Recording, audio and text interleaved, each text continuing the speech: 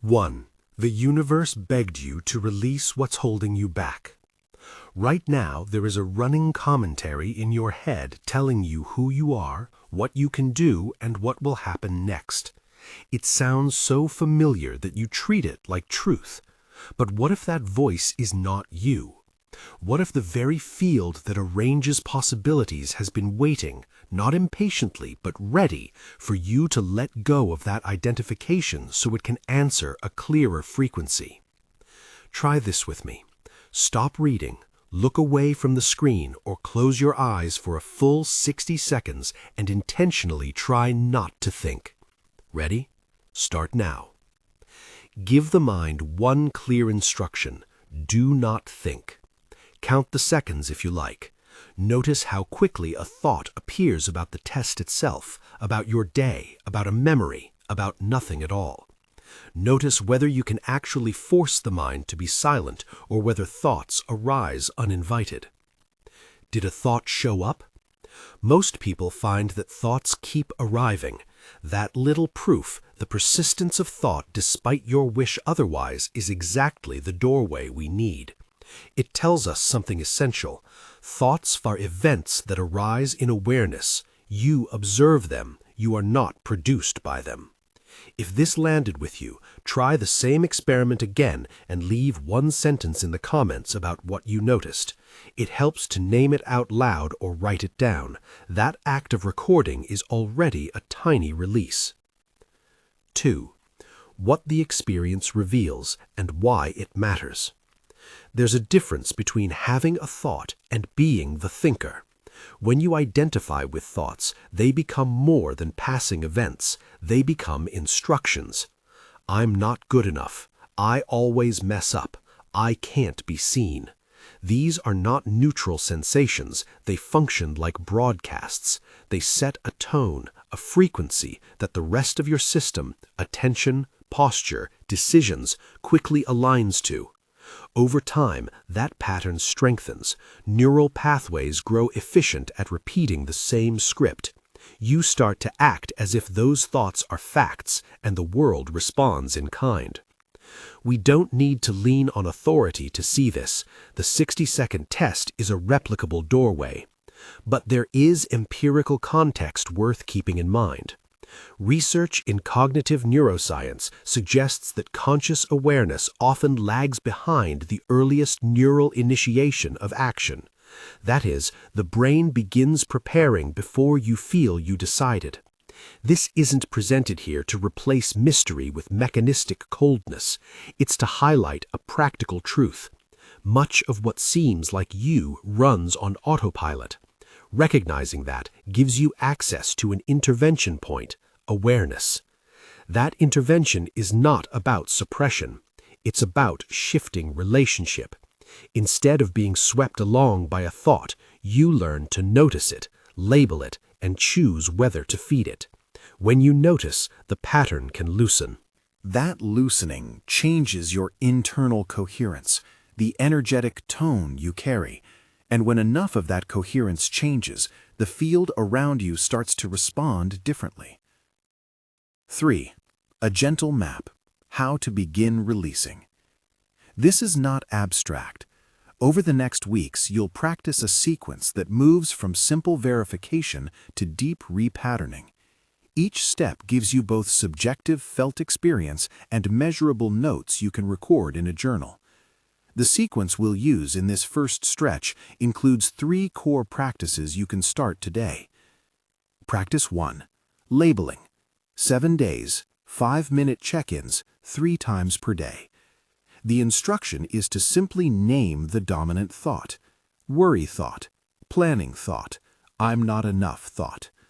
Name it without analysis. The label itself creates distance. Practice 2. Source tracing. 14 days of evening inquiry. For recurring thoughts, trace backward to where that pattern first formed. Ask, when was the earliest time I remember feeling this?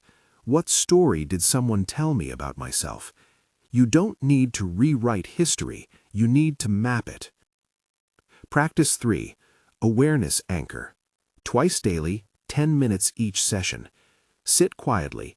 Anchor in the felt sense of awareness itself, not trying to stop thoughts, but using breath, bodily sensation, or a simple phrase to orient. The aim is to cultivate the capacity to be present with whatever arises without immediate fusion.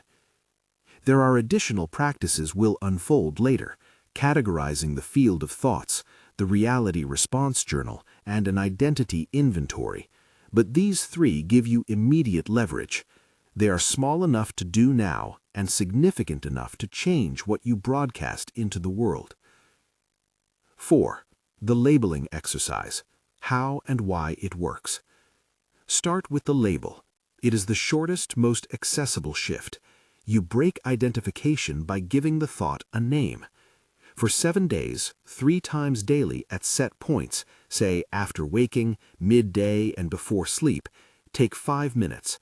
During each 5-minute block, watch the stream of thoughts.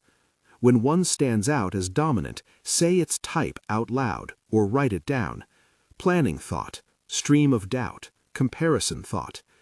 Name it without analysis. The label itself creates distance.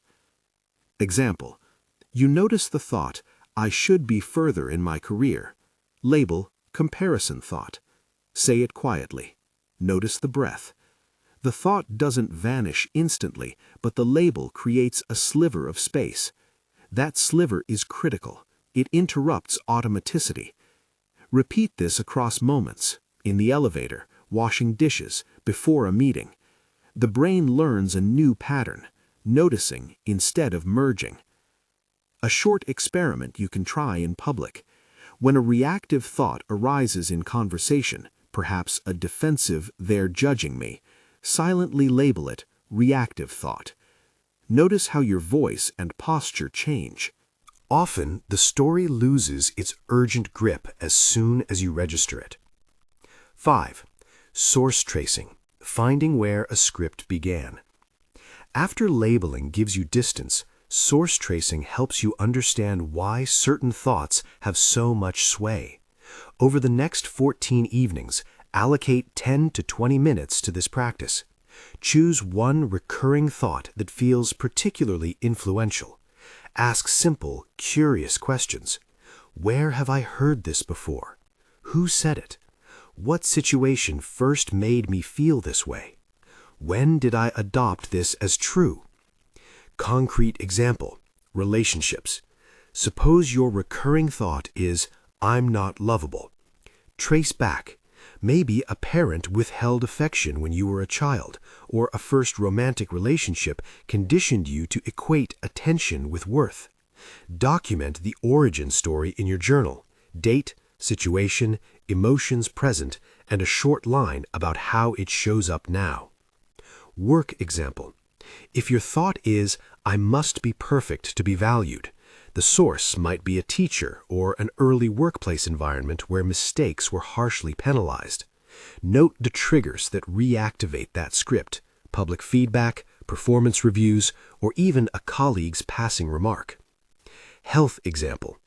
A persistent inner narrative like "my body betrays me" can often trace to early medical experiences, a family history of illness framed with fear, or an authoritative voice that insisted on vigilance. Finances example. A thought such as "money is always scarce" may root in parental anxieties recorded in childhood conversations or in a formative period of scarcity that the system learned to expect as default. The point here is not to wallow in blame, but to become a compassionate investigator. When you map the origin, you diffuse the illusion that the thought is an intrinsic truth about you. It becomes a learned habit with a history, and histories can be understood and slowly repatterned. 6. The awareness anchor, building capacity to be present. Labeling and tracing are cognitive tools. The awareness anchor is somatic. For 10 minutes twice a day, you set aside time to rest in the felt presence that notices thoughts. This practice is not about suppressing mental content. It's about dwelling in the open space that knows even your worries. You can use breath as an anchor, a physical sensation such as the weight of your feet on the floor, or a neutral phrase like here, noticing. Begin simply. Sit comfortably, soften your gaze, feel the breath move. When a thought arises, and it will, notice the movement of noticing. Say to yourself, "Ah, a thinking event." Then bring attention back softly to the anchor. Over repeated sessions, you build endurance for being with distraction without reacting. That endurance matters because when you stop reacting, you change the tone of your nervous system. You are less likely to take an old thought as a command. A practical cadence. Morning session to set the tone for the day. Evening session to debrief and notice which thoughts dominated. Use a short timer if it helps. Keep the sessions consistent for at least 2 weeks before making a judgment about their effect. 7. The emergence of patterns. How recurring thoughts act like predictions. With labeling and tracing in motion and your anchor practice deepening, you'll begin to notice an important dynamic. Recurring thoughts function like prediction engines. When a thought repeatedly labels an experience, I will be rejected, I am incompetent, this is dangerous, the brain starts to anticipate that outcome. Attention is filtered toward confirming evidence. Behavior subtly adapts to fulfill the prediction. It becomes a feedback loop. Imagine a radio stuck on a station filled with static. If the dial never moves, you assume static is the only music available. But if you shift the dial even slightly, a clearer station can come through. When you shift your identification away from thought, when you notice rather than obey, the field you are broadcasting into starts to receive a different signal. That signal doesn't force reality into a vacuum. It invites a different kind of engagement, raising the probability of alternative inputs being noticed and acted on. Example in relationships. If your habitual thought is, they'll leave if they know the real me, you might hold back vulnerability. That withholding reduces intimacy, which in turn reinforces the belief. Reversing that requires noticing the thought in the moment, labeling, asking where it came from, tracing, and then choosing a small act that contradicts the script, being a tiny bit more open in conversation. Over time, different responses show up from others, and your internal script loosens. Example at work. A repeated thought of, I'll be exposed as a fraud, leads to over-preparation and avoiding chances to be visible. If you notice the thought and choose to volunteer an idea in a meeting, you create evidence that challenges the prediction. The field of social perception responds differently when your behavior coheres with curiosity rather than hiding. 8. The collective thought field. You are not operating alone. We often assume our thoughts are private and solitary, yet there is always a larger context: family stories, cultural narratives, workplace norms, social media currents. Think of individual minds as radios on a shared frequency band. Some stations broadcast loud and persistent narratives. You must prioritize productivity above rest. Vulnerability is weakness. Money is the measure of worth. Those broadcasts seep into personal thought patterns and become part of the collective pool that shapes expectations. When multiple people carry similar thought patterns, the field gains momentum. That doesn't mean you are powerless. It means you are embedded. Source tracing often reveals not only personal origins, but cultural ones. For instance, a recurring thought of I am not enough might be reinforced by advertising, childhood comments, and peer behaviors that echo the same tune. This is precisely why non-identification matters beyond personal peace. When you shift from being the voice of your thoughts to being the witness of them, you interrupt the collective echo. Your clearer frequency contributes to a different field coherence. It's not mystical obligation, it's a practical social fact. When some individuals operate from steadier, less reactive attention, group dynamics often move toward less reactivity and more nuance.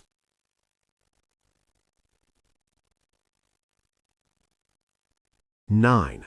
Practical Exercise 4. Field Categorization. 21 days, evening reflection. Following the labeling and tracing practices, add a third structured habit. For 21 evenings, spend 10 minutes categorizing the collective influence on your recurring thoughts.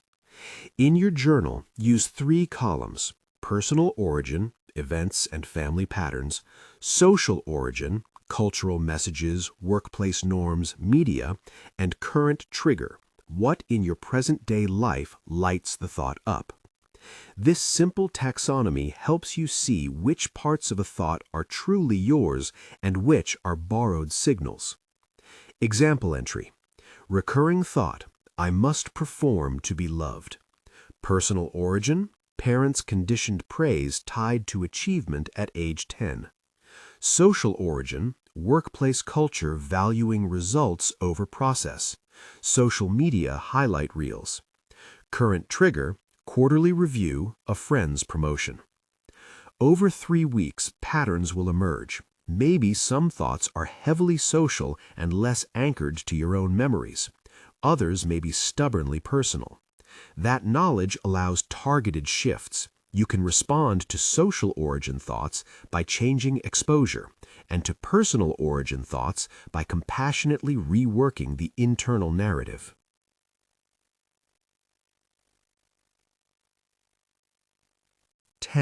Why the field responds. A careful look at frequency. We often use metaphors like frequency or signal to describe how internal states influence external experience. Those metaphors are useful, but let's keep them grounded. Think of your inner coherence as a pattern of attention and behavior, a way you habitually tune your senses and move. Some research suggests that measurable correlations exist between certain physiological states and patterns of interaction with others. Organizations that study heart-brain coherence describe shifts in social engagement and decision-making when people cultivate steadier internal states. Frame these findings as supportive, not definitive. They suggest correlations between coherence and social responsiveness, not metaphysical guarantees. What matters practically is this: when you are less entangled in reactive thought, your behavior changes. You speak differently, choose differently, and feel different. And those changes alter how the world responds. That is the actionable core of the frequency idea. It is not magic, it is alignment.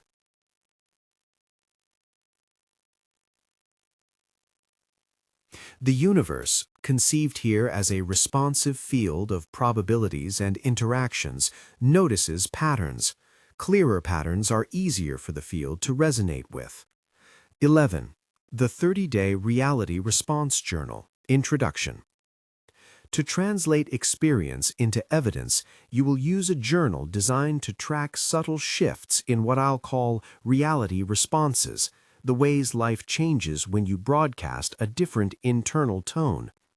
Over 30 days, you will follow a weekly structure that balances practice, observation, and integration. I'll outline week 1 now, and you'll get the rest later, but the gist is: practice small, record daily, review weekly. Week 1, Foundations, days 1 through 7. Daily, 3 labeling sessions, 5 minutes each. Daily, evening reflection, 5 to 10 minutes, to note the most persistent thought and its immediate trigger. End of week, a 20-minute review noting moments where a labeled thought changed your behavior and any small shifts you observed in responses from others. This first week prioritizes noticing and data gathering.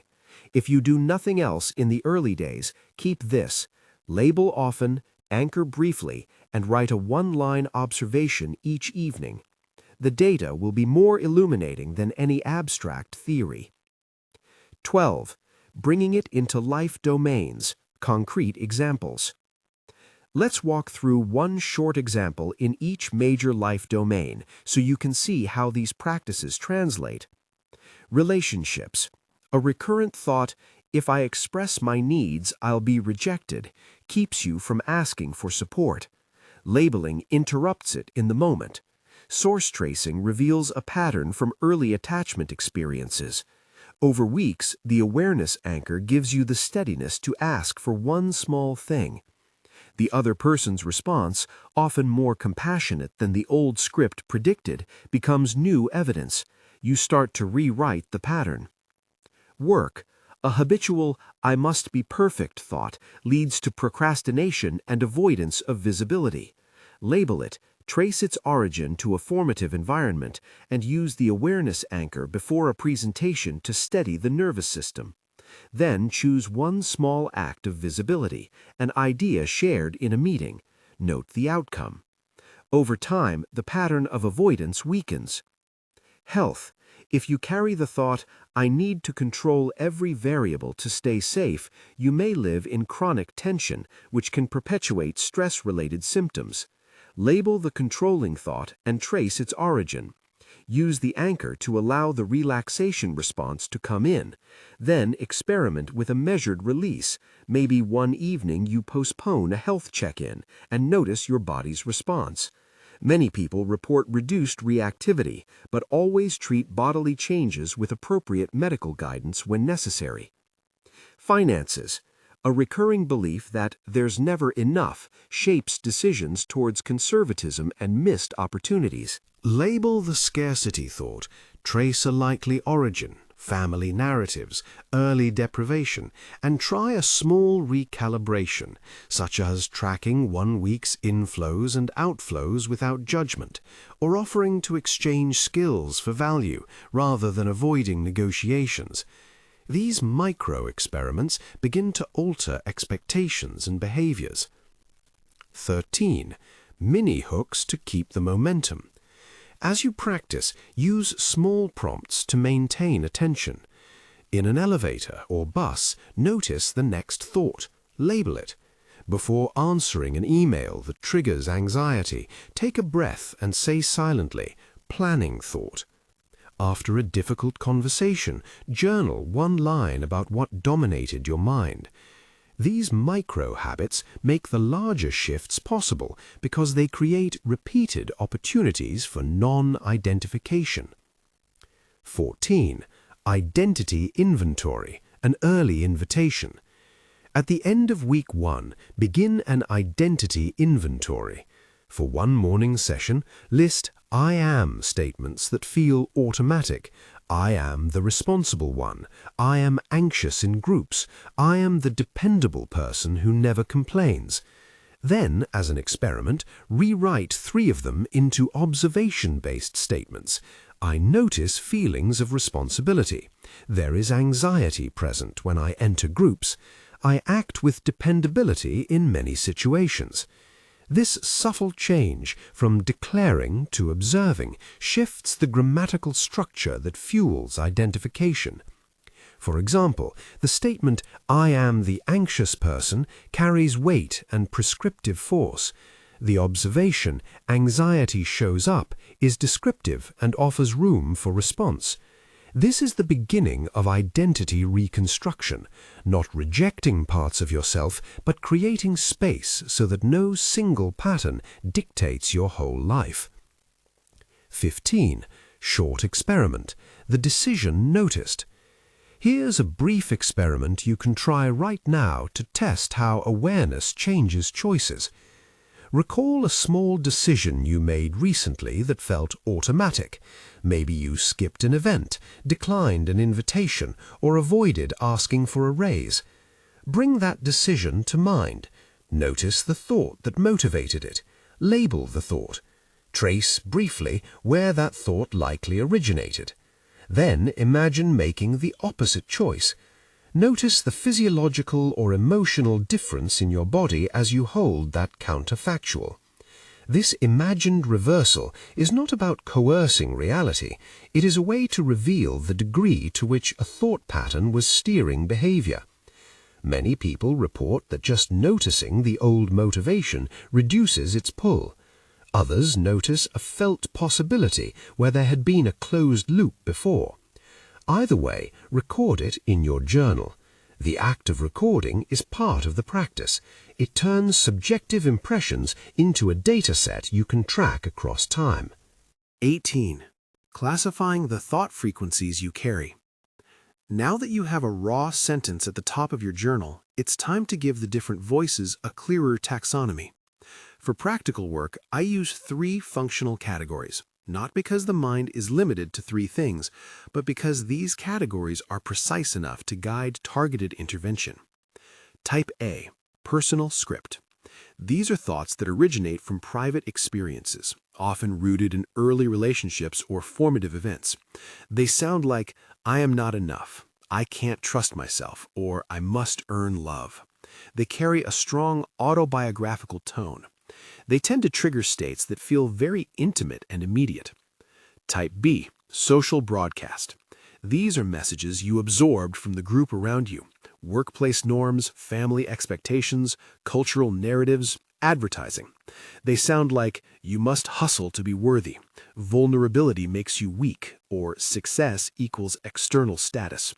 They often show up during interactions and in response to external cues. Type C, field echo. These are persistent currents that feel larger than you, a shared frequency that hums beneath personal stories. They include broad anxieties or enthusiasms that move through many people at once, such as panic about economic instability or the general fear that if you slow down, you'll be left behind. These can be reinforced by media cycles or collective rituals. For the next 7 days, annotate every labeled thought with its likely type. Use a simple shorthand, A, B, or C. If a thought seems mixed, mark it A plus B. Over time, you'll notice whether certain situations pull the A-type scripts more strongly, or whether certain social environments flood you with B-type messages. This classification gives you a targeting map. Different interventions work better for different types. Personal scripts need compassionate inquiry. Social broadcasts often need boundary setting and exposure management. Field echoes benefit from group-level recalibration and coherent embodiment practices. Practical micro-protocol. When you label a thought, add the type and a one-line hypothesis. Comparison thought. B. Social, LinkedIn culture. Keep this up each time you pop a label. By week's end, you will have a chart of tendencies instead of a fog. 19. Week 2. Interrupt and experiment. Days 8 to 14. Week 2 is about short-circuiting automaticity and running low-stakes tests against the beliefs that dominate you. The aim is not to overhaul your life overnight, but to produce counter-evidence that the old script is inevitable. Daily commitments. Continue 3 labeling sessions, 5 minutes each. Continue 2 10-minute awareness anchor sessions, and add a daily 1 small experiment practice, 1 intentional behavior that contradicts a persistent thought. Keep experiments micro, 1 sentence shared, 1 question asked in a meeting, 1 small request for support, or holding back a habitual defense. Evening journal prompts, 5 to 10 minutes. Which thought dominated today? Type A, B, or C. What experiment did I run that contradicted it? What immediate response did I notice in my body? What happened externally, if anything? Experiment examples. If the thought is, I must perform, volunteer a short, informal suggestion in a meeting without polishing it. Note reactions. If the thought is, I'm not lovable, send a small, honest text saying, I appreciated our conversation today. Note the reply and your internal response. If the thought is, there's never enough, try a 7-day micro-budget experiment where you track spending without judgment and allow yourself 1 small optional expense to study the internal reaction. Metrics to record. Rate your reactivity on a 1 to 10 scale before the experiment and after. 1 equals calm, 10 equals intense. Note whether any external evidence shifted. a different reply, a new invitation, quieter internal chatter. Count the number of times per day you could label a thought within 5 seconds of noticing. The point of week 2 is to gather direct contrasts between the script's predictions and lived responses. Over 14 days, these contrasts accumulate as a small body of evidence that your old patterns are not immutable. 20. Week 3. Integration and narrative work, days 15 to 21. In week 3, you shift from isolated experiments to weaving new behaviors into your ordinary pattern. That means practicing the behaviors until they feel familiar and beginning to update the narrative you tell about yourself. Daily commitments. Continue labeling and anchors. Increase the morning anchor to one 15-minute session 3 times this week, or split as 2 10 minutes plus 1 15 minutes. Each day perform one identity-aligned action, a behavior that embodies the new posture you want to inhabit, saying no, asking for help, submitting work without over-editing. Journal prompts, 10 to 15 minutes. Which identity-aligned action did I choose today? Which old thought tried to block it? What small result did I observe externally, internally? Rewrite one I am statement into an observation-based sentence and record how that feels to say out loud. Narrative intervention. Choose 3 I am statements that often feel like facts. For each, write a paragraph that describes evidence contrary to that statement. For example, if you think, I'm the anxious one, list 3 recent moments when you steadied yourself, supported someone else, or enjoyed calm. This exercise is not about idealizing, it is about enlarging the data set your sense of self uses. Behavioral chaining. Pair an old cue with a new small action. If a nervous anxiety thought arises before a meeting, your chain might be label, silent, breathe for 8 counts, speak 1 sentence of curiosity. This creates an alternative script the nervous system can learn. By week's end, the goal is that some of your experiments feel less like exceptions and more like replicable alternatives. 21. Week 4. Consolidation and Identity Shift Protocol, days 22 through 30. Week 4 is the consolidation month for the identity shift. This is the phase where the grammatical and behavioral changes meet repeated practice, and you begin to notice baseline shifts. Daily commitments. Continue labeling 1, 2, or 3 times as needed. Maintain at least 1 daily awareness anchor, 10 minutes. Perform 2 identity-aligned actions each day, 1 small and 1 meaningful. Record a nightly reality response note, 1 observable change in your interactions, decisions, or feelings. Identity Shift Protocol, daily microstructure. Morning, before tasks, 5-minute label check, scan for top 3 thoughts. 10-minute anchor to orient. Midday, 1 identity-aligned action, speak up, ask, create. Evening, 10 to 15 minutes journaling. List evidence that contradicts your old identity statements, reflect on any field-level responses, and plan 1 experiment for the next day. By the end of day 30, complete a 60-minute review. Read your entries, mark patterns that have shifted, and select 3 behaviors to keep for the next month. This review is a ritual of consolidation. It transforms scattered observations into a coherent story of change. 22. The safe use of names from science, a careful note. You'll hear certain researchers' names associated with ideas that support this work. For instance, the name Benjamin Libet appears in some conversations about the timing of conscious decisions.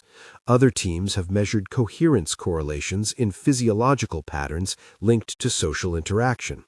When I refer to these findings, I do so as context, research that suggests interesting correlations about timing and coherence, not as metaphysical proof that mind controls matter. Similarly, organizations like HeartMath have documented measurable shifts in certain physiological markers that correlate with calmer social engagement in some studies. Frame these as supportive threads. They indicate plausible pathways where internal regulation correlates with different social and decision outcomes. They do not turn our practices into guaranteed results. Use the research to inform curiosity, not to promise a specific life outcome. 23. The mechanics of measuring change, what to log and why. A journal is only as useful as the metrics you track. The reality response journal should capture subjective experience and simple objective markers. Daily entries, minimum elements. Primary thought labeled and its type, A, B, or C. One small experiment or identity-aligned action performed. Reactivity rating, before and after, 1 to 10. One external outcome, did someone respond differently? Did a possibility appear? Sleep, stress, and energy rating, 1 to 10. Weekly review, minimum elements. Tally of experiments run. 3 examples of external changes you can point to with dates. 1 paragraph on your felt baseline. Calmer, more reactive, more curious, etc. Adjustments for the next week. What to repeat, what to scale, what to reduce. Quantitative indicators to watch. Frequency of high reactivity, 7 to 10 ratings per week. Number of identity-aligned actions executed successfully. Count of observed external responses that contradict the dominant script. Invitations, supportive replies, fewer conflicts. Trend in baseline energy and sleep ratings. These are not clinical measures. They are a practical field research design you run on yourself. Over 30 days, the direction of these trends is more informative than any single data point. 24. Embodiment practices, beyond thinking. Shifts in frequency happen fastest when cognition is matched by somatic change. Thoughts alter behavior, but nervous system tone alters attention and behavior even more directly. Here are concrete embodiment practices to pair with your journal work. Full body reset, 3 minutes. Stand or sit. Inhale into your belly for 4 counts. Hold 2, exhale for 6. Do 5 rounds. Notice any release in shoulders or jaw. Repeat when a labeled thought spikes. Heart-focused coherence, 5 to 10 minutes. Place one hand over your heart. Breathe slowly and imagine the breath moving in and out of that region. As emotion settles, recall a small feeling of gratitude or safety. Maintain this for 5 minutes. Note the before-after reactivity rating. Progressive tension release, 10 minutes. Move through the body, tensing for 5 seconds and releasing each large muscle group from toes to skull. This reduces baseline muscular tension that can feed the narrative, "I must always be prepared." Movement-based repatterning, 15 minutes. Alternate slow walking with mindful attention to posture, allowing uprightness to be an embodied metaphor for receptivity. When thoughts arise, practice labeling while walking. Planning thought, reactive thought. Movement decouples cognitive loops. 25. The 20-minute morning integration practice, minute by minute. This is a reproducible morning routine you can use daily. It's intentionally concise to fit into real lives. Minute 0 to 2, settle. Sit upright. Place one hand on your lap and one on your heart. Take 3 slow, full breaths. Minute 2 to 6, body scan. Quick sweep from feet to head, noticing tension points. Breathe into the most tense area and allow it to soften for 2 breaths. Minute 6 to 10, label check. Mentally scan the top 3 recurrent thoughts. Label each with type A, B, or C. Say them quietly. Comparison thought, B. Anxiety about work, A. Allow space. Minute 10 to 14, anchor practice. Focus on the felt sense of awareness or the breath for 4 minutes. When thoughts arise, notice the noticing and return to the anchor. Minute 14 to 17, intention setting. Choose one small identity-aligned action for the day. Make it concrete. In the meeting at 11, I will offer one idea, or I will ask for help on X. Minute 17 to 20, gratitude or grounding. Name one thing that grounds you: person, place, capacity. Close with one breath that connects heart and mind, and then stand to begin the day. This compact routine changes your baseline tuning before you encounter external triggers. It is not an indulgence, it is a calibration. 26. Micro practices you can use anywhere. In addition to the formal sessions, sprinkle micro practices through your day. The 3-second label. Spot a thought, label it mentally in 3 seconds. This prevents escalation. The pause and ask.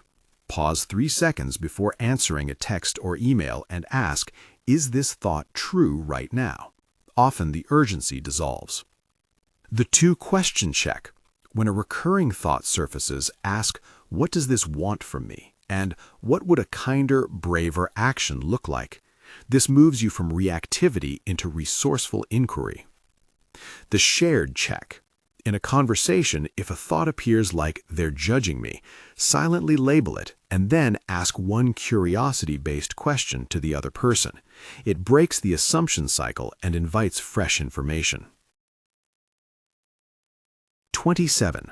Group-level experiments. How to test field dynamics safely. If you have access to a small group, colleagues, friends, or a practice circle, design a low-stakes group experiment to explore field-level responses. Example protocol: 7-day coherence challenge. Each participant does a 10-minute morning anchor. Each day they share one micro-observation in a shared chat, a small shift seen or felt. The group tracks aggregate trends, more curious questions asked, fewer reactivity spikes reported, etc. Use anonymity if people feel vulnerable. The purpose is to observe whether multiple individuals practicing non-identification generate subtle shifts in group tone, more curiosity, less immediate judgment. Frame it as an experiment. Avoid claims of definitive causation. 28. Common obstacles and what to do. It rarely goes exactly as planned. Here are common blockages and concise responses. Obstacle: I can't find time. Response: start with micro practices. Even 3 labels across the day change the pattern. The work scales. Short beats are powerful. Obstacle: I feel worse when I notice my thoughts. Response: that's normal. Awareness often brings buried material into view. Prioritize self-compassion. Label the distressing thought, breathe, and if intense emotion arises, slow the session and call a supportive person if needed. Obstacle: nothing changed externally. Response: look at micro-evidence. Maybe your internal tone shifted, but external opportunity requires time. Also verify your metrics. Did you record actions and responses precisely? Sometimes perception lags behind actual change. Obstacle: I don't know my origin. Response: if tracing draws a blank, ask where you first remember feeling the emotion. Sometimes the trail is indirect. Look for atmospheric cues, holidays, conversations, or rituals that repeated a message. If nothing emerges, treat that thought as a likely social broadcast and test exposure changes. 29. The climax: rewriting the broadcast. Everything in these weeks points toward a single pivot. Your identification determines the signal you send. When you begin to see thoughts as phenomena and to intentionally choose aligned actions, you alter your habitual broadcast. The universe, as a shorthand for the responsive field, receives patterns, not moral judgments. When your pattern becomes steadier, curiosity-driven, and less reactive, the field's probability landscape shifts. Opportunities that might have been filtered out begin to enter your experience more often. Imagine you have been speaking into a static-filled radio. Your old script is static that makes people around you match its frequency. When you shift to clarity, your voice becomes easier to tune into, and the field answers with different feedback loops, warmer replies, fewer misinterpretations, possibilities you previously overlooked. This is not magic, it's pattern alignment. You are changing what you notice, what you do, and therefore what is drawn into your life. Concrete small climax vignette. Someone who always thought, "I must do it alone," begins to notice that the thought appears late at night. They label it and decide to ask one colleague for help on a small task. The colleague says yes with relief, which in turn reduces the person's late-night tension. The person logs the event and how the internal script softened. Over weeks, more help arrives because the person started signalizing willingness to collaborate. The field didn't suddenly create help, it shifted toward the person because the person's pattern offered openings others could match. 30. Moving beyond 30 days. How to sustain and deepen. 30 days is an intense, clarifying month. After that, you have choices. Integrate the practices into a long-term rhythm or cycle back to a new 30-day focus. Here's a simple maintenance plan. Maintenance rhythm. Daily, one labeling moment, one 10-minute anchor, and one identity-aligned action. Weekly, a 30-minute review and a new micro-experiment. Monthly, a 60-minute consolidation session where you read your journal, update your identity statements, and plan the next month. If you want deeper change, rotate the focus. 1 month on relationships, another on work, another on finances or health. The tools are the same, the targets change. Final experimental invitation. You now have a protocol, a taxonomy, and a way to gather evidence. The invitation is simple and rigorous. Run your 30-day experiment with curiosity and documentation. Use the labeling, the source tracing, the anchor, the field categorization, and the reality response journal exactly as prescribed. Count your experiments. Record your reactivity ratings. Be honest about setbacks and small wins. When you approach this as a practical experiment rather than a faith-based cure, you give yourself permission to test, fail, refine, and repeat. That orientation produces durable learning. 32. Closing synthesis. The universe has been ready. From the beginning, I framed this as a conversational metaphor. The universe begged you to release what's holding you back. That phrase is not a mystical demand, it's an invitation grounded in observable practice. The begging is not an anthropomorphic plea, but a description of the field's readiness, a system that responds to clearer patterns with different probabilities. You have lived inside a commentary that claimed to be you. That commentary arranged your attention, your posture, your decisions, and the patterns you emitted into the social and probabilistic field around you. When you stop feeding those scripts and instead offer steady noticing, small experiments, and embodied coherence, you alter your broadcast. The responsive field, sometimes called synchronicity, sometimes called social reciprocity, begins to reflect different possibilities back. This does not promise that every desire will be granted. It does offer a method to test whether changing your interiority produces different outcomes, often subtle at first, more obvious with disciplined evidence gathering.